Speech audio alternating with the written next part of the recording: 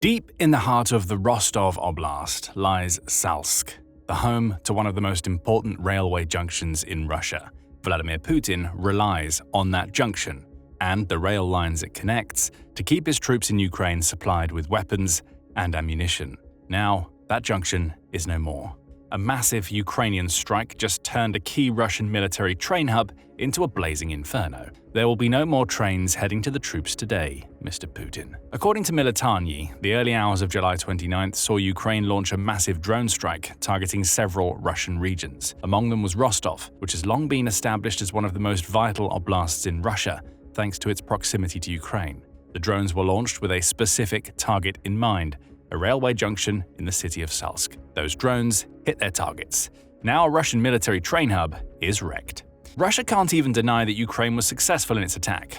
Footage has already surfaced, much of it thanks to Rostov residents, that showcases the towering inferno that used to be one of Russia's most vital railway junctions. The Xhelenova Plus X account shares 3 videos, along with an image of a massive plume of smoke rising from the junction. In the first video, which only lasts for about 3 seconds, we see the fire that the drones caused, while a panicked Russian voice in the background reacts mere moments after those drones hit home. The second video lasts for a little longer and is shot from much further away. That gives us some much-needed scope in terms of the blaze Ukraine's drones created. Against the blackness of night, smoke pours into the sky as the redness of the fire is seen in the distance. Finally, a third video, lasting about 19 seconds, appears to capture the moment that Ukraine's drones struck home. The telltale whir of a drone is heard in the background for several seconds before, boom, a massive explosion sends a fireball into the air as the drone hits its target. Along with the videos, Military also shares a photo that appears to show a vehicle loaded onto a flatbed connected to a train engulfed in flames. It appears the vehicle was the victim of a direct hit, rather than being collateral damage, suggesting that Ukraine wanted to hit Russia's trains just as much as it wanted to take out the junction. One thing is for certain, this was a successful drone strike, and Russia knows it. Still, that hasn't stopped the same old Russian denials. Russia couldn't claim that the Rostov railway junction had escaped unscathed. There was already far too much footage making the rounds to make those claims credible. But what it could do is offer the same excuse it always offers when a Ukrainian drone strike is successful: the drones didn't hit their targets. The only reason there is a blazing inferno at the Salsk station is due to drone debris. At least that's according to Russian Railway, which released a statement about the attack in the wake of being forced to suspend all traffic through the junction. Today at 2 a.m., the operation of the overhead contact system at Salsk station in the Rostov region was disrupted due to falling drone debris, Military reports Russian Railways are saying. According to preliminary reports, there were no casualties. A fire also broke out in a stationary freight train. Train traffic through the station has been suspended. How many times have we heard that old chestnut? Whenever Ukraine launches a successful strike in Russian territory, the Russian authorities always try to claim that it was drone debris that caused the damage. The reason is obvious. Putin is desperate to convince his people that Russia's air defenses are doing their job, even when it's evident that they've failed. He's telling the everyday Russian to ignore the evidence that their eyes, ears, and many videos and photographs that have already emerged are telling them. It was all just debris. Debris that landed with such massive force that it caused multiple huge explosions. Euromaidan Press provides more details covering the aftermath of the strike in its follow-up report, points out that Salsk is about 155 miles away from the Ukraine war's front lines, demonstrating why Ukraine's long-range drones were the perfect weapon for the job. Though not too deep into Russian territory, Salsk is just far enough away that Ukraine wouldn't have been able to rely on Western-made long-range missile systems like Storm Shadow and ATACMS to hit their target. Drones were the far better choice, and that's validated by the massive fireball that used to be a key railway junction. We also know the extent of the damage caused, at least according to Russia's authorities.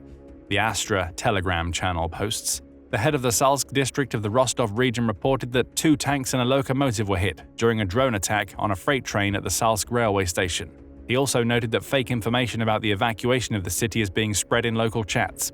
The fake evacuation point is interesting. It shows that Russian civilians in Salsk are panicking to the point where they want to believe anybody who tells them that they need to get out of Dodge. Plus, rumors of an evacuation wouldn't be spreading unless Ukraine's attack was massive enough to justify those rumors. This was no case of falling drone debris causing a massive fire. Ukraine scored direct hits with its drones, and everybody in Salsk knows it. Euromaidan Press offers more details about the damage caused. It says that Russian Railways stated that Ukraine's drones not only took out several overhead lines at the railway junction, but also exploded with enough force to shatter the windows of a pair of cars attached to passenger train number 59 Novokuznetsk-Kislovodsk.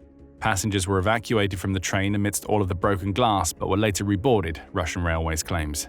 The Astra Telegram channel followed up on its report with more details of the damage caused too. Earlier, the governor reported a massive drone attack on the region. A person died in a parked car, it says. Those reports of a casualty haven't been independently verified, the Kyiv Independent says. The Astra report continues, stating, "The main blow fell on a freight train," Russian Railways reported. The head of the Salsk region reported that 2 tanks and a locomotive were hit. The Salsk station has suspended operations. Finally, Euromaidan Press reports that Russia was forced to send out 12 emergency vehicles and 45 people to fight the fires that Ukraine's drones caused. Russian Railways has also had to delay at least 9 of its long-distance trains due to the drone strike shutting down the Salsk station.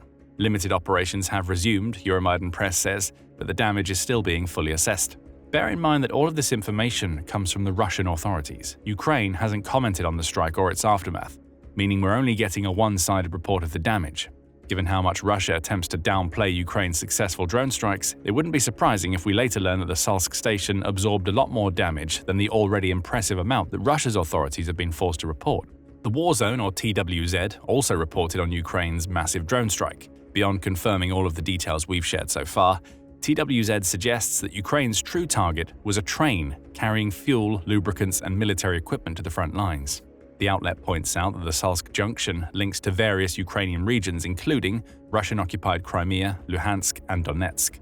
If this report is true, it looks like Ukraine wanted to prevent the transportation of key supplies that Putin intended to use to strengthen his troops in the Donbas region. That region has been a key focus for Putin throughout his invasion and is currently being subjected to a summer offensive through which Russia hopes to snatch up more of Ukraine's territory. At least 1 train won't be making it to the Donbas now.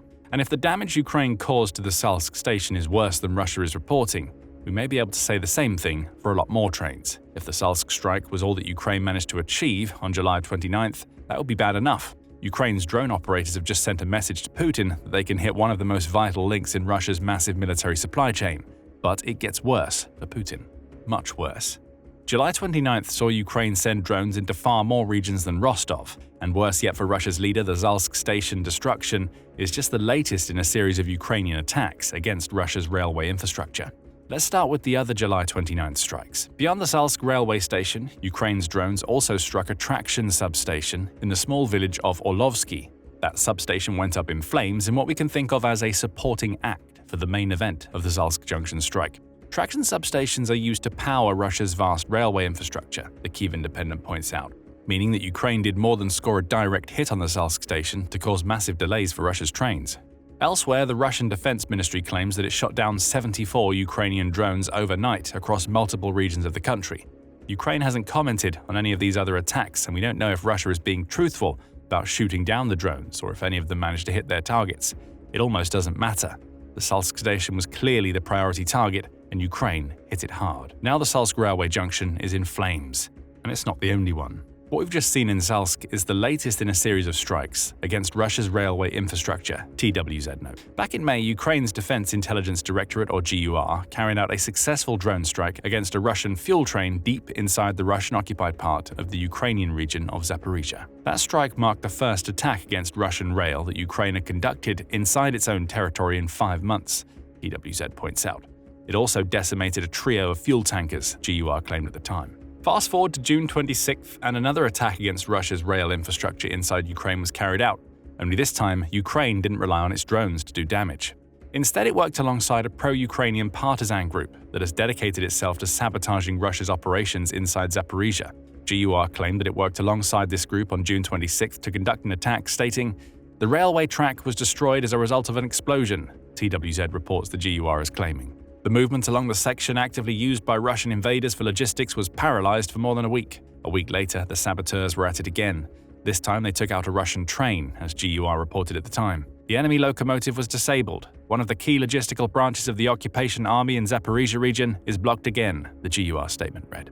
The July 29th strike wasn't even the first that Ukraine carried out in Rostov this month. On July 21st, Pravda reported that Ukrainian drones had struck a railway station in Kamenolomny, which is a small village in the Rostov Oblast. The outlet says that local residents reported a series of explosions at the station, in addition to Russia's air defense systems responding. It's unclear if those air defenses managed to hit the drones, but the station was struck anyway. We know that thanks to a video shared by the Astra Telegram channel. which shows the roof of one of the station's buildings on fire. This spate of attacks sends a clear message to Putin. Ukraine is targeting Russia's rail infrastructure, and it's not only targeting, it's hitting. Several times since May, Ukraine has managed to score direct hits against Russian rail, be it using drones or coordinating with saboteurs. Putin should be scared. The July 29th Salsk station strike is just the latest in a series that could have massive implications for the Ukraine war. There are two main reasons why this strike was important: where it hit and what it hit. Starting with where it took place, you've likely heard the name Rostov several times over the past few years if you've been following the war. There's a good reason for that. The Kyiv Independent notes that the Rostov Oblast is located near the Azov Sea, and as mentioned earlier, the entire region serves as a key logistical hub for Russia. Troops and equipment flow through Rostov and into Ukraine, making the protection of the oblast of paramount importance to Putin as he attempts to maintain pressure on Ukraine's ground forces. However, you may also remember Rostov, and specifically Rostov-on-Don, as the place that former Wagner mercenary group leader Yevgeny Prigozhin launched his short-lived mutiny against Vladimir Putin back in June 2023. On June 24th of that year, The Guardian reported that Prigozhin was claiming that the mercenary group had taken over Russian military headquarters in Rostov-on-Don. That takeover was part of a mutiny motivated by Prigozhin's claims that Russian troops had killed a large number of Wagner mercenaries with a rocket attack. Whether deliberate or accidental, this attack was enough to turn Wagner against Putin and, at least temporarily, wrest control of the Rostov region away from Russia's leader. Prigozhin didn't choose Rostov by chance. As The Guardian points out, the region is not just home to key railway junctions that form part of Russia's military supply chain. It's also home to the Russian Southern Military District, which itself is home to Russia's 58th Combined Arms Army. That's the very army that was defending against Ukraine's 2023 counteroffensive at the time of Wagner's mutiny, and is now playing a key role in Putin's efforts to claim more of the Donbass.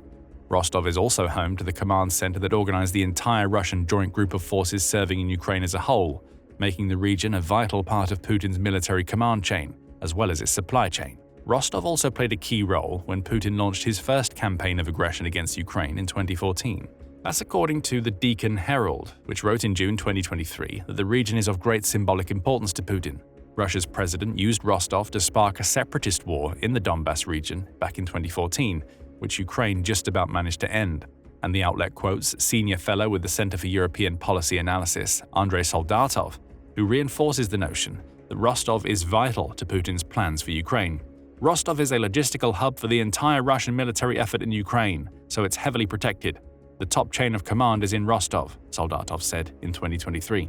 All of this makes Rostov a key target for Ukraine. The July 29th strike was yet more proof, if anyone needed, that Ukraine can hit the vital Russian region with its drones.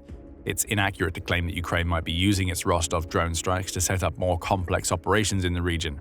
The country's soldiers would have to break through the heavily fortified Russian defenses in the Donbass to do that. But every strike in Rostov, no matter what the strike hits, is a victory for Ukraine, because it means Ukraine has damaged a vital cog in Putin's war machine. That brings us nicely to the second reason this strike is important: what it hit. On the surface, a Ukrainian strike that damaged a train and caused delays at a railway station may not seem like much of a big deal. However, there's a reason why Ukraine has been focusing so much of its efforts on attacking Russian rail in recent months. Russia is a country that relies on railways far more than any other developed military nation. The Moscow Times made that very clear in a June 12th article published in the wake of several Ukrainian strikes on Russian rail lines. Railway networks are the only way that Russia's ground forces and material can travel around the country at speed and en masse, the outlet said. They were how Russian and Belarusian troops amassed on the border with Ukraine in February 2022, and remain the only way that Russian ground forces can be sustained on the battlefield for a long period of time. The only way. Russia's rail system isn't something that's nice for Putin to have amidst a host of other road, naval, and aerial transportation options. It's the only tool Russia has in its arsenal for sending troops and equipment into Ukraine. The obvious point being made here is that every strike against Russian rail, no matter how small that strike may be, throws a wrench into the Russian military's works. More wrenches means Putin can place less pressure on Ukraine's forces, especially in the Donbass. Writing for the International Center for Defense and Security, Kaspar Sokand points out that Russia has historically always been a railway empire. It hasn't changed much in centuries. The massive Russian rail network is as vital to Putin as it was to the Tsars of old, to the point where Russia has been investing considerable resources into maintaining its rail network since 2014, Sokand points out. This over-reliance on rail creates an obvious problem for Russia, and not just because of its vital nature to Putin's war plans. The sheer size of that network is a major challenge for Putin. He simply can't protect every station, substation, line, train, and facility that supplies power to Russia's vast network of railways. Even if Putin assumes that Ukraine will focus its attacks on the parts of Russia's rail network that are closest to Ukraine, July 29th has just proven that Russia still doesn't have what it needs on the air defense front to offer enough protection. What does that mean? Well, precisely what we've been seeing since May. Ukraine always knew that Russia's rail network, as important as it is to Russia, was also vulnerable. With that series of attacks it has launched since May, Ukraine is now showcasing that it's worked out how to exploit this vulnerability. That's bad news for Putin. July 29th was just the latest in a string of strikes against Russian rails. It will also serve as a precursor for much more to come. Will these strikes be enough to stop Russia's war machine in its tracks? We can't say for sure, but we do know that Putin is now betting everything on armored trains that he's sending in and out of Ukraine. That gamble isn't paying off. Ukraine just blew Putin's armored train plan to pieces as part of its renewed focus on Russia's rail network. Find out more in our video, and remember to subscribe to The Military Show for more coverage of the latest drone strikes Ukraine launches against Russia. And thank you, as always, for watching.